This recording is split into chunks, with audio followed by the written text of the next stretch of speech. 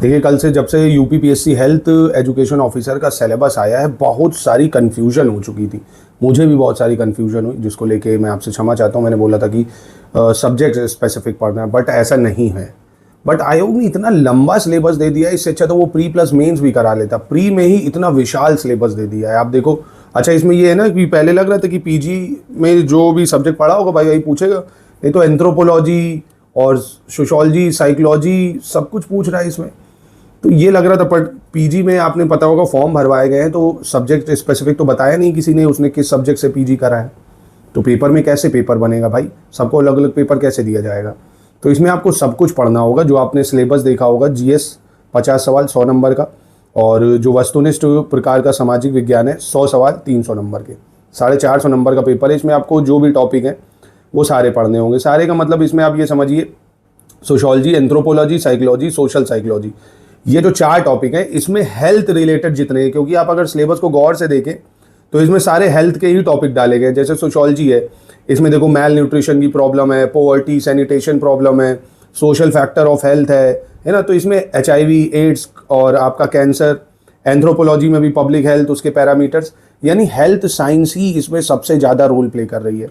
Sociology में भी health से रिलेटेड टॉपिक, साइकोलॉजी में भी हेल्थ से रिलेटेड टॉपिक, एंथ्रोपोलॉजी में भी, सोशल साइकोलॉजी में भी। बाकी पॉलिटिकल साइंस में पॉलिटी है, ज्योग्राफी है, हिस्ट्री है और आपका इकोनॉमिक्स। 4 टॉपिक ये आपको पढ़ने हैं ना, तो वो तो जीएस से ओवरलैपिंग है। तो बस आपको इसमें थोड़ी मेहनत करनी पड़ेगी। पर 5 महीना बचा है। एक तो इतना विशाल सिलेबस दिया, आयोग को या तो पहले देना चाहिए था।